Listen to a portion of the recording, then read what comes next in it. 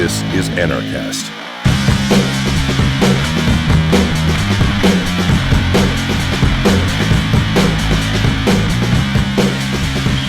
Hi everybody, welcome to another edition of Anarchast, your home for anarchy on the internet. I have Trace Meyer of howtovanish.com and runtogold.com, and he's a self-described crypto-anarcho-capitalist, our first one on the show. How are you doing, Trace? Doing great, Jeff. Glad to be with you. Yeah, it's a pleasure to have you on, and I can't wait to hear all about your crypto stuff, and we'll get into Bitcoin. But the first question that I always ask everyone is, how did you become an anarchist? I think it was a gradual process of discovery. When you look at the writings of Ludwig von Mises and Murray Rothbard on economics, kind of with my own sentiments, I wanna see peace, prosperity. I want to see people living harmoniously and mutual cooperation. And if you follow a lot of these thoughts down the road, if you want to be a moral person who's not aggressing against other people, who's not using violence in unjustified ways, then you really have to eschew the state. Because the state is such a it's the most dangerous thing that humanity has invented, and the most destructive. Look at the hundreds of millions of people that it slaughtered last century. And a lot of people are like, oh, but the state likes to take care of us. Well, the shepherd will take care of his sheep, but he doesn't do it because he likes his sheep, or because he cares about their fuzzy little feelings. He takes care of the sheep, but he has no compunction. He has nothing that inhibits him from shearing or slaughtering his sheep that he takes care of and that he loves. And that's really how the state is. The state doesn't care about us. It's supposed to protect us, but it doesn't allow us to choose when it comes to our equity and justice provider. It claims a monopoly of violence over a given geographical area. And if it were really about providing the service of equity and justice and protection, then it would allow choice in that market. But instead it claims a monopoly, and it enforces that monopoly through force and through violence. And that's one of the reasons I think we keep getting a higher and higher cost for equity and justice, and lower and lower quality. Yeah, that was very well said, and yeah, it's getting lower and lower quality every day. You can see with the police force, I just wrote an article about don't call the police. More often than not, when they get there, they'll beat you or put you in a cage or kill you. This is the kind of quality service you're getting nowadays from, it's obvious, it would always end up that way. Any monopoly always ends up that way, especially a violent monopoly. Yeah. But I don't really want to talk too much about that. Because I know you know so much about Bitcoin and of alternative markets for currencies and things like that, and also how to vanish, which is a big part of what you write about. So I'd rather talk about those things since I have an expert on the line. And why don't you go in a little bit about Bitcoin and why it's so exciting and how that applies, and why a lot of anarchists should really be into Bitcoin? Well, when I use that phrase like a crypto-anarcho-capitalist, crypto or cryptography, it's really just math, right? And so math it's tangible. It's not something that's illusory. Like, these numbers really do exist, and we can find order in them, and we can write algorithms, and we can write math problems that go into that. And the really cool thing about crypto is that it's impervious to violence. Like, no amount of violence is going to solve a math problem. It's like, we'll get that math problem out. Like, we're going to go capture him, right? And then we're going to shoot that math problem until it's solved. It's just not going to work. Like, that's just not how math works. I mean, you have to be able to do the math in order to compromise the math. And as we move further into this information age, the force multiplying effect of crypto is that we're able to create these math problems that are extremely easy for some people to solve, those people who have the private key or the password. And yet, if you don't have that, they're pretty much impossible to solve. and the cost of that protection relative to the ability to extort with a decent return on investment is heavily skewed in favor of the person who wants the protection. There's free open source software out there that provides extremely secure crypto, and anybody can review the code, and it's been reviewed by thousands of mathematicians and cryptologists and known to be secure with no known vulnerabilities. It costs a few seconds, it's free. You encrypt your message, and somebody wants to solve it, they have to either somehow get the key from you or spend hundreds of thousands or millions of or tens of millions of dollars worth of processing power and electricity in order to break it. And so it's a force multiplier. A force multiplier on such a scale that it really surprises me that a lot more people don't use crypto in everything that they do. I think one of the reasons they don't, and I'm actually a computer nerd, is that it's not that easy. I'll give you one example just on email. I used to use that PGP, and it just never seems to be all that easy. No one else seems to be able to figure it out. Is there any technologies out there I should know about to make just even sending emails a lot more safer and secure? Well, one of the ones I like to use is TrueCrypt, and it can be found at truecrypt.org. And it's free, open source, and you're basically able to create a folder. And you can put anything you want in that folder. So you could put pictures of funny cats, or you could put some type of document, or you could even store the text that you were going to send via email to somebody. You can put that into the TrueCrypt folder and close it up and then email that to somebody. And then as long as they've got the private key, they can get into and open that TrueCrypt folder. And so that's one way that you can very easily secure your information and broadcast it around. But yeah, there are issues with email. Hushmail recently, they poisoned the code and for one of their users, which allowed the authorities to compromise their email. And so there are some problems with that. The other thing I'd kind of recommend is anything that one of the theorems in crypto is that anything that can be done with a central authority can be done without one.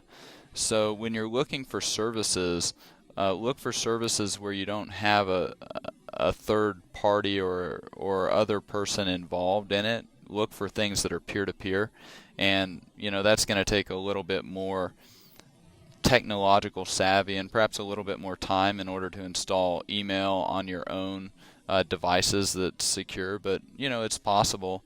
But a lot of the things we do are not really of much interest, and so you don't necessarily have to encrypt everything. I send plenty of unencrypted emails around because the people I'm sending them to don't use secure email, and so what's the point with them?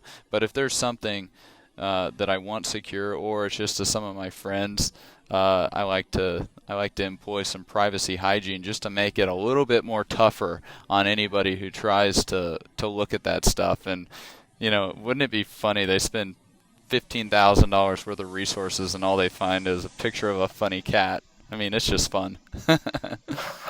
Yeah, no, it's great. I think encryption really is one of the great new things for us as people who want to get away from the state, not necessarily evade taxes, but we just don't want anything to do with them.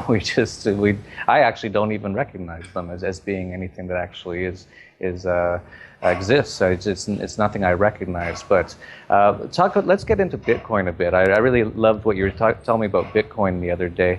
One of the great things about Bitcoin, of course, is that, and you just mentioned it, there is no central source, so it's almost torrent based. Could you explain a little bit about Bitcoin and why it's so great, and why the government really can't stop it?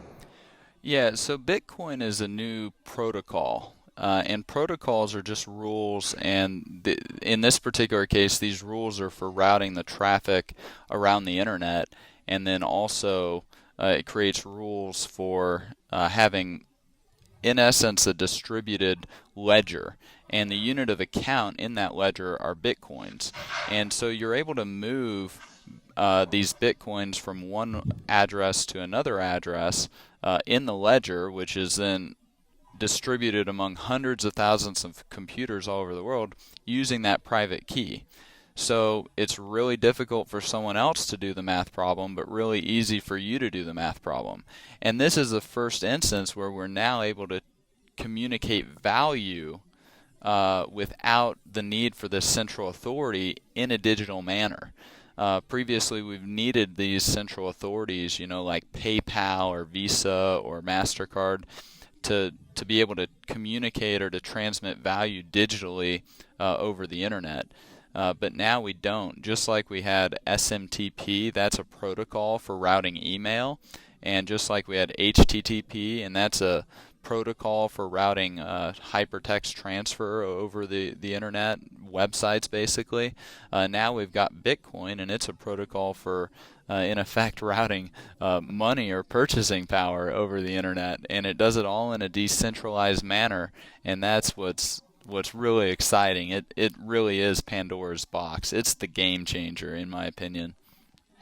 Yeah, and it's a game changer because the government really just can't shut it down. They'd have to turn off the internet, basically. Is that correct?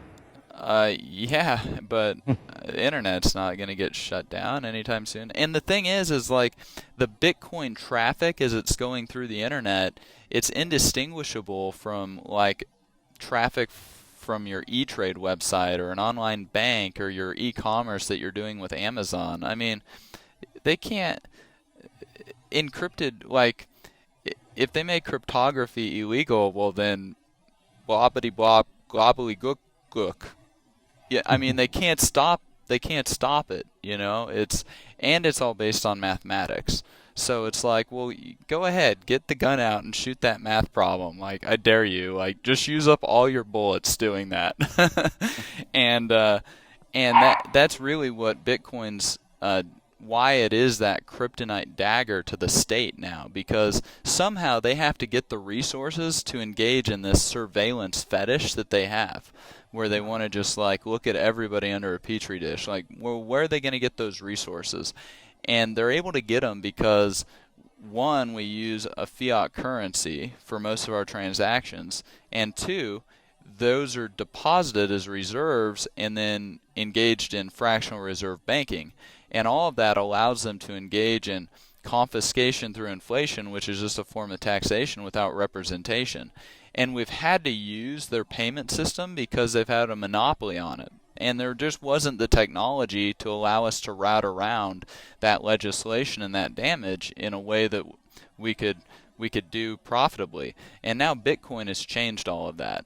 We're able to route around the state. Like, we don't have to interact with them, which is kind of your point. We can just route around them. And that's what the internet does. When there's damage to the internet, it just routes around it. And so currency controls, taxation, sales taxes, all of any type of regulation or anti-money laundering, know your customer, all these things that raise the cost in transferring value, it just routes around it.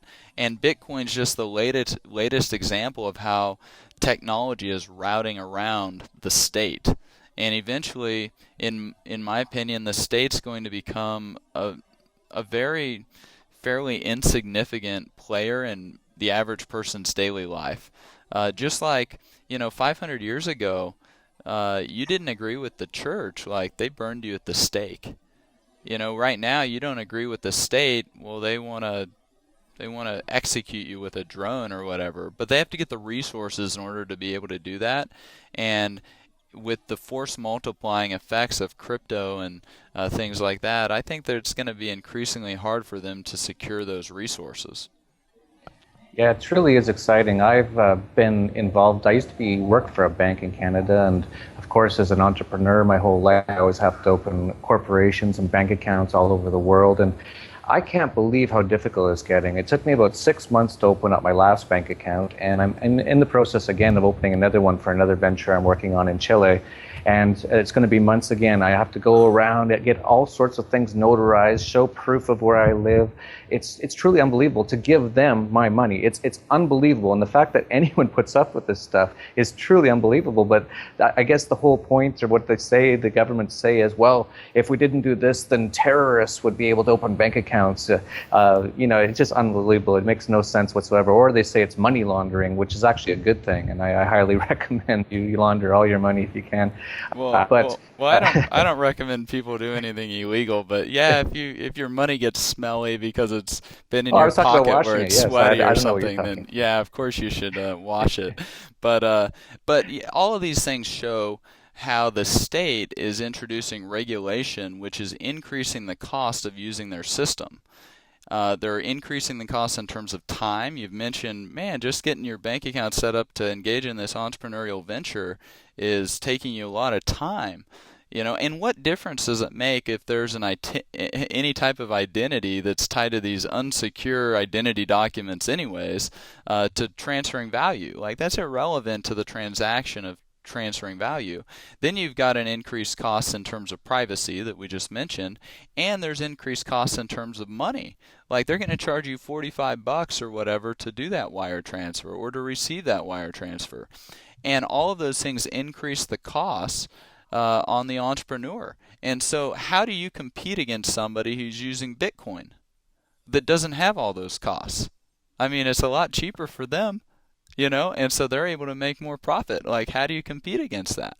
And that's another thing that's exciting, is how Bitcoin shifts the economics so much more in favor of the individual and away from the state, just like information technology in general, and cryptography particularly, has shifted so much of the economics in favor of the individual and away from the state. Yeah, it's great. And you walked me through opening a Bitcoin account the other day, just because you said you knew a good way to do it. I forget which site we were on. Do you remember which site I opened a Bitcoin account on? Yeah, we used, I think, blockchain.info, which is one That's of many. Right. Yeah, blockchain.info. And within seconds, literally 5 seconds, I had the account opened. It didn't even need my name. I just could open an account. It just has a number on it. And within seconds, you would transfer me some Bitcoins, and within seconds, I had bought something with it. It was truly... Yeah, wasn't it cool? If only the world was like this. I hope everyone can get on Bitcoin as soon as possible. It would be amazing. They wouldn't believe the difference. Yeah, and that was a prime example. I think it took us about a minute and a half. And I had sent you Bitcoins that you'd use to buy one of my products, because I was like, we really should look at offering this as an alternative to our customers, because we don't want them to necessarily have their identity tied to buying one of our products. What type of list do they get on, and who knows how that information is going to be used in 4 or 8 or 20 years. I mean, we don't know. And so if they can buy our products, whether it's How to Vanish products or Dollar Vigilante type products, without getting on those lists, all the better. Just keep that data from even appearing in the system.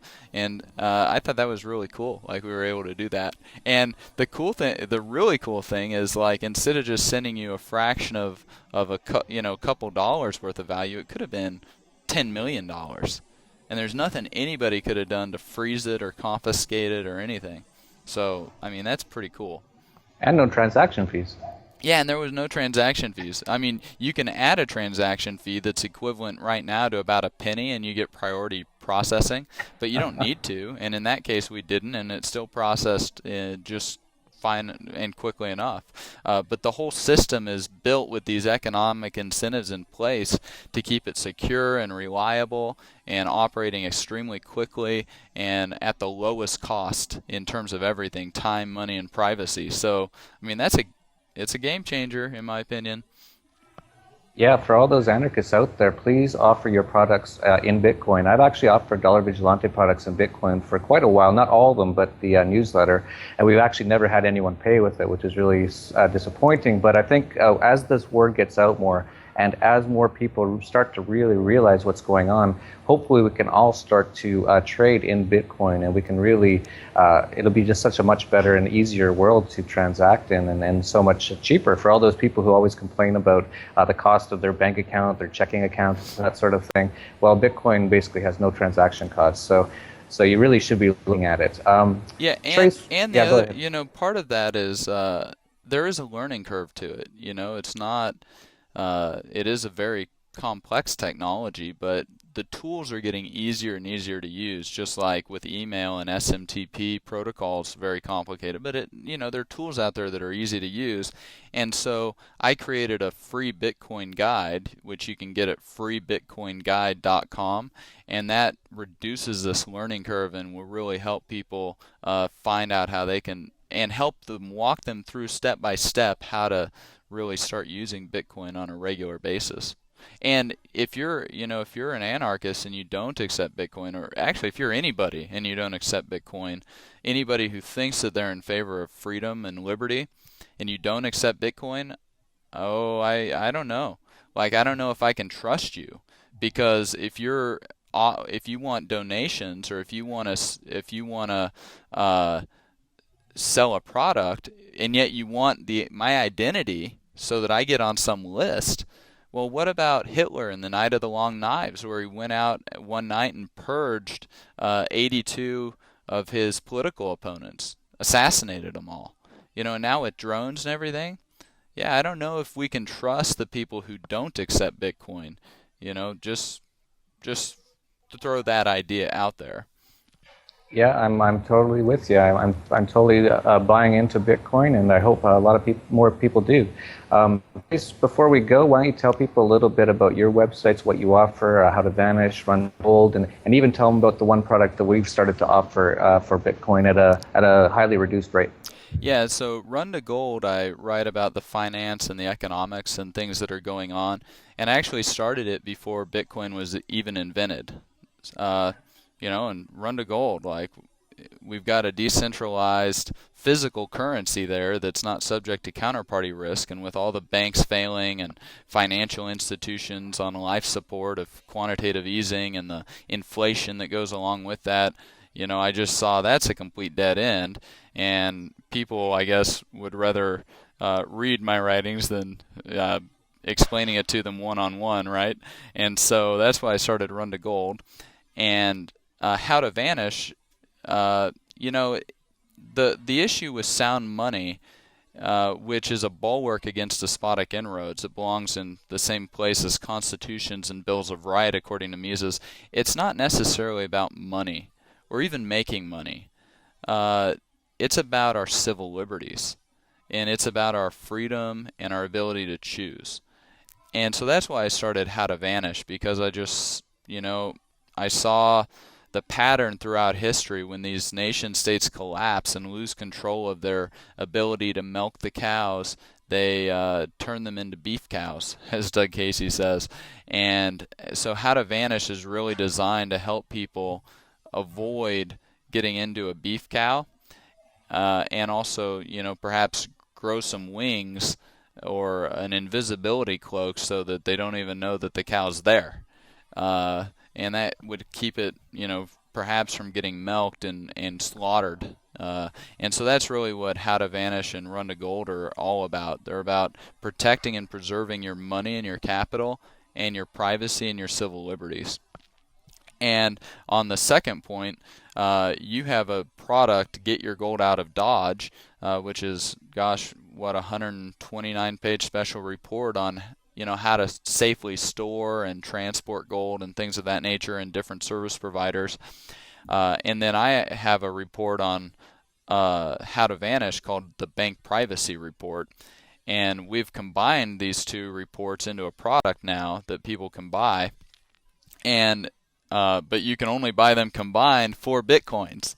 And we understand that people will have to kind of have a learning curve to be able to use it, so we've actually offered the products at less than half their normal price. So I hope people will go and experiment with Bitcoin and perhaps buy these two products that we have.